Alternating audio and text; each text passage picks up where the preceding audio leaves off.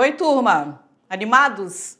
Olha os nossos gêneros aqui, olha os nossos livros passando para vocês. A nossa aula agora, que vai falar sobre os nossos gêneros narrativos, conto, epopeia, romance, novela, é a nossa aula 59.2. Vamos lá? O que nós temos aqui? Gênero narrativo. Quando falamos em gênero narrativo, o que você vai lembrar? Você lembra dos textos que contam uma história, não é assim? O gênero narrativo apresenta, entre outros, esses principais subgêneros. Fala de gênero narrativo, lembra da história, mas de que forma elas são contadas, né? Elas são apresentadas aqui pra gente. A epopeia, o romance, o conto, a novela e as nossas fábulas. O que é uma epopeia? Vamos lá. A epopeia, ela sempre vai narrar em tom grandioso um acontecimento ou uma lenda de grande importância nacional, tá bom? E o conto? É algo muito rápido, né? É uma narrativa curta, que em geral apresenta apenas um conflito, não apresenta divisão em capítulos. A nossa novela, breve, mais viva, narração de um fato humano notável, mais verossímil que imaginário. E ela apresenta-se dividida em alguns poucos capítulos. Certo, senhores? A nossa fábula, o que nós temos aqui na fábula? É uma narrativa inverossímil, com fundo didático e tem como objetivo transmitir uma lição de moral. Sempre você acompanha a leitura, mas lá no final você vai ver qual a moral, qual a lição que quer trazer para a gente. E o romance? Narração de um fato imaginário, mais verossímil, que representa quaisquer aspectos da vida familiar e social do homem. Ficou tranquilo para vocês? Agora, quando vocês fizerem a leitura de um fragmento, o que eu tenho aqui? Eu tenho a presença de animais, então eu já sei automaticamente que eu tenho uma fábula. Eu vou fazer a minha leitura lá da unidade 2, a Moreninha, o meu romance. E as novelas, né? E os contos. Tranquilo? Ficou fácil? Agora nós vamos fazer o quê? Praticar nas nossas atividades. Tudo bem? Então, eu estou indo, mas eu retorno para a nossa correção. Tchau!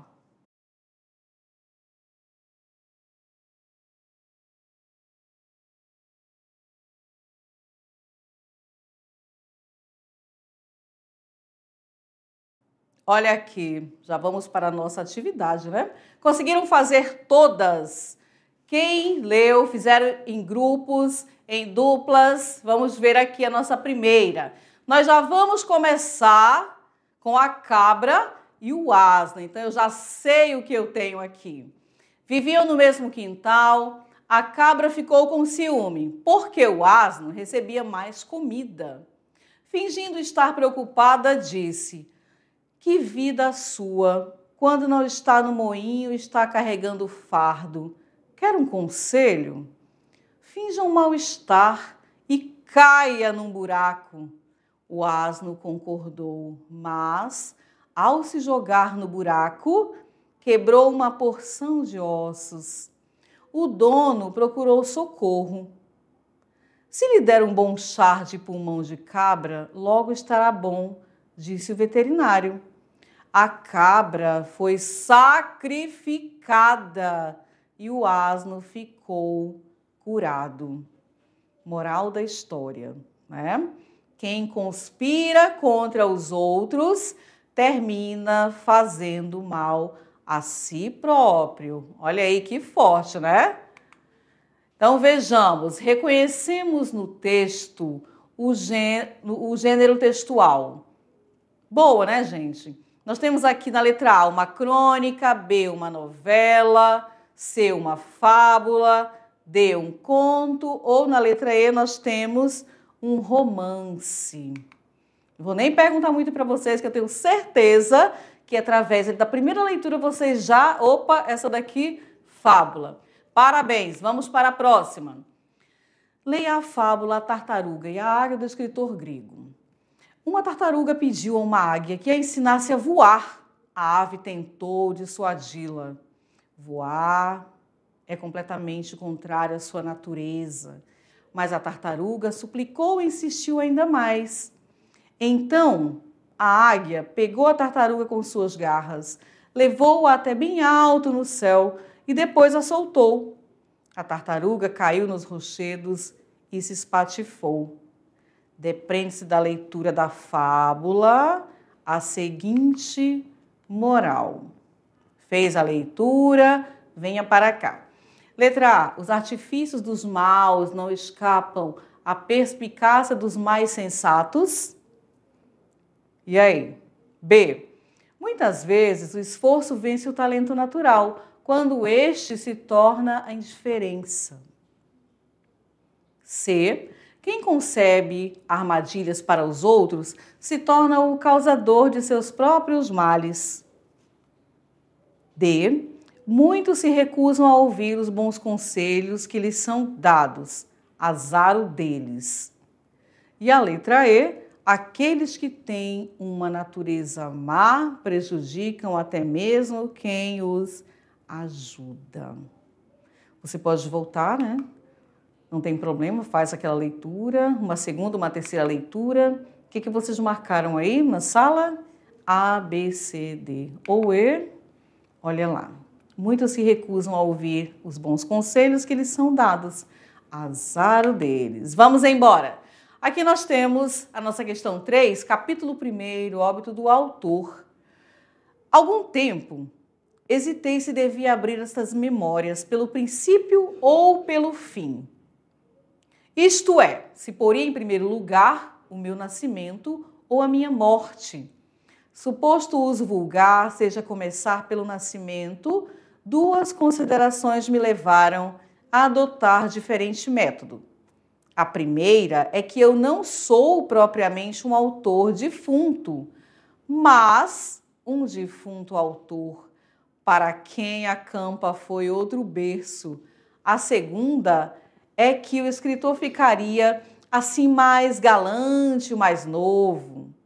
Moisés, que também contou a sua morte, não a pôs no introito mais no cabo.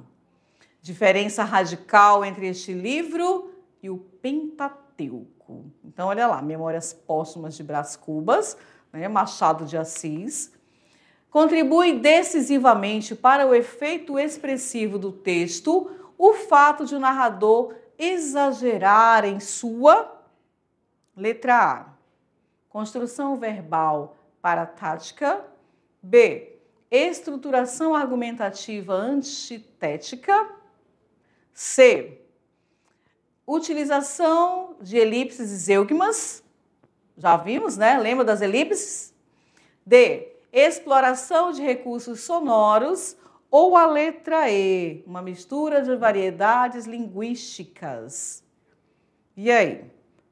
A, B, C, D ou E. Acertaram? Como chegaram à resposta? Fizeram em grupos? Ok, vamos aqui para a nossa quarta questão. A enchente é um fenômeno do regime dos rios, que decorre do ciclo da água. No conto O que Veio de Longe, a obra Livro dos Homens, de Ronaldo Corrêa de Brito, esse fenômeno é representado no processo composicional para. Letra A, primeiro ano. Para caracterizar o trajeto do protagonista. B. Para vincular a narração a um espaço rural. E aí? Letra C. Para demarcar a dimensão linear do enredo. D. Refletir a estrutura narrativa da história.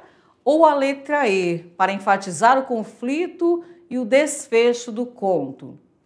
Então, você faz uma segunda leitura, né? Enchente é um fenômeno do regime dos rios, que decorre do ciclo da água.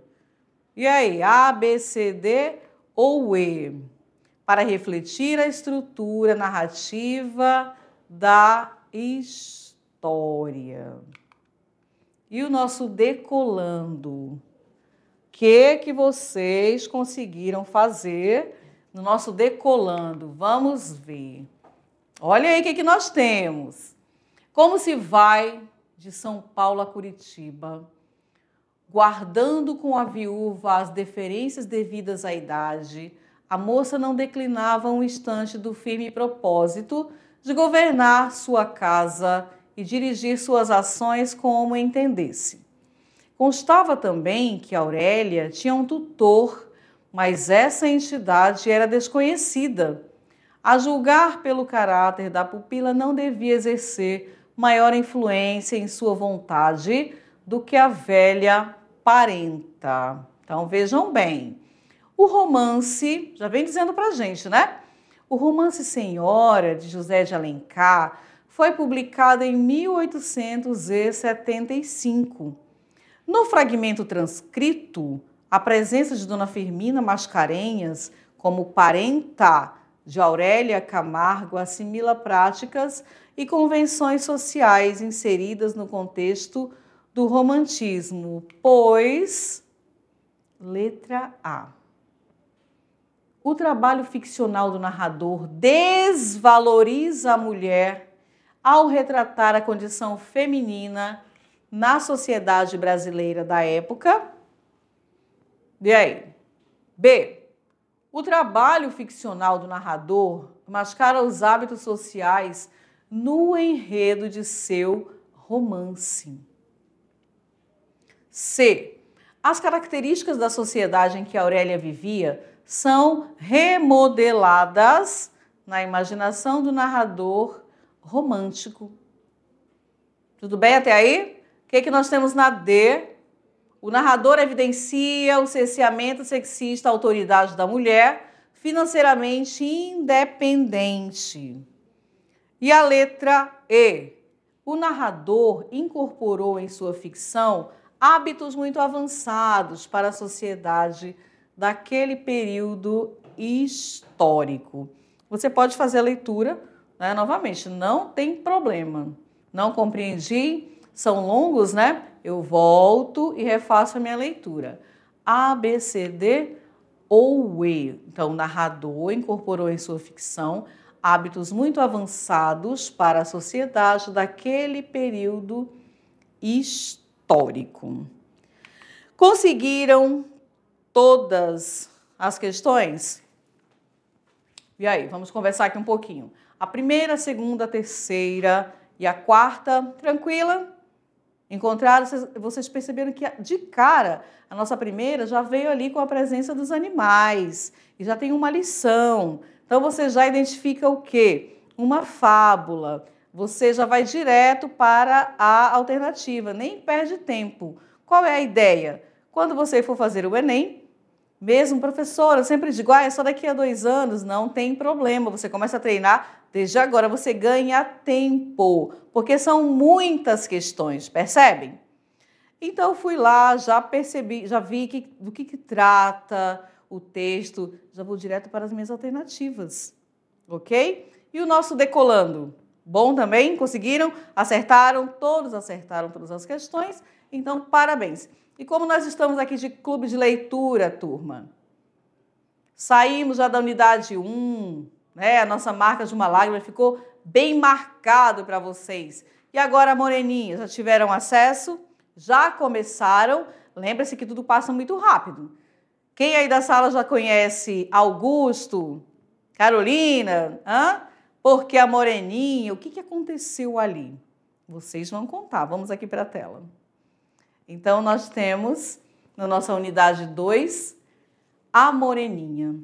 De quem? Então, você precisa também saber.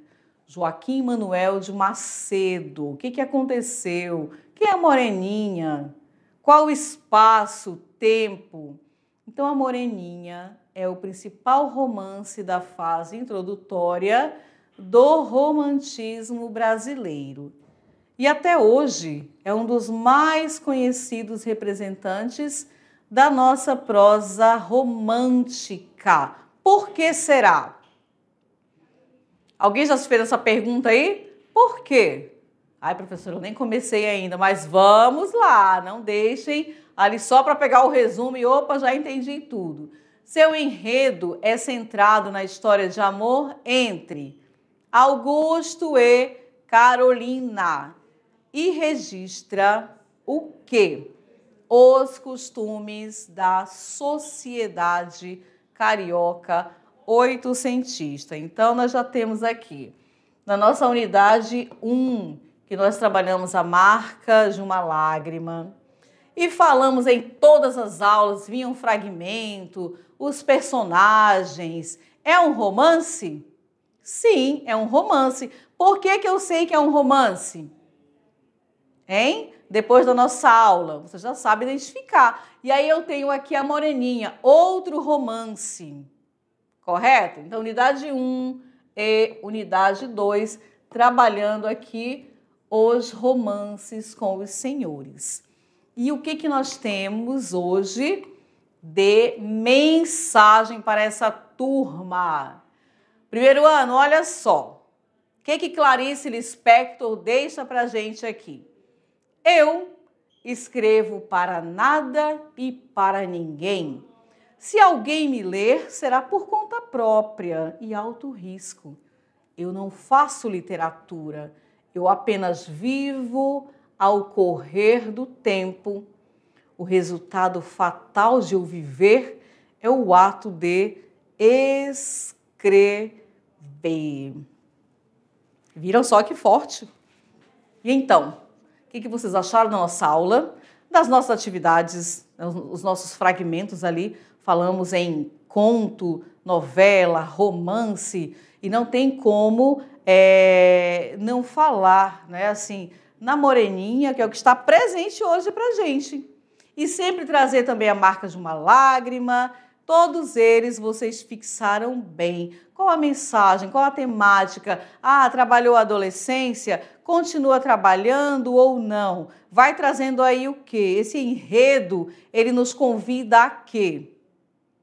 E os personagens? Qual a característica, qual o perfil de cada um? Eles lembram alguém? Alguém que você conheceu, né? Que você convive. O que essa leitura faz? Além de enriquecer o seu vocabulário. Para quê? Eu vou apresentar um trabalho, eu vou participar de um seminário, eu vou a uma entrevista, eu vou conversar com o meu professor. Logo você percebe, quem lê todo dia um pouquinho está aprimorando, trazendo para si um vocabulário melhorado, percebem? Tudo bem? Gostaram? Tudo certinho? Fecharam aí a aula com todos os exemplos e o nosso clube de leitura, né? Pessoal, muito obrigada. Professor, obrigada pela parceria. Nossa, porque é um conjunto, né?